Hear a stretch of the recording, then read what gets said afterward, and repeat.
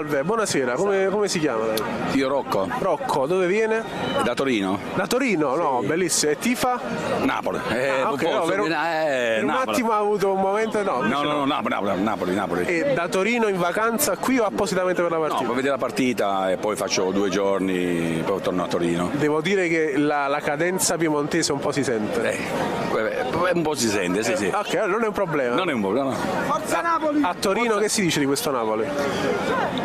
È molto forte, un Napoli forte, un Napoli che quest'anno si fa rispettare anche in Europa, bellissimo. Il Napoli sono un po' emozionato, ma è un forte Napoli. Da quanto tempo è che non vede una partita al Maradona?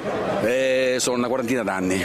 Che non vede una partita al Maradona? Sì, Davvero? sì. Oddio santo. Quindi è il ritorno al Maradona dopo 40 anni? Sì, e sono molto emozionato immagino. Perché stasera sarà un grande Napoli. Prima sono volta sicuro. che lo vede poi ristrutturato, quindi sarà un'emozione. Sì, infatti, una funzione tantissima. Speriamo bene, speriamo che martedì o lunedì quando tornerà a Torino con i suoi non so, colleghi, amici, potrà dire vi abbiamo battuto. Battuto, sì. Siamo forti quest'anno. Forza Napoli. E speriamo che giochiamo con 2 punte anche stasera, perché a Osimhen bisogna mettere qualcuno vicino, perché sennò lo chiudono troppo e bisogna dargli una mano avanti. Un Forza Napoli da Torino ce lo urla?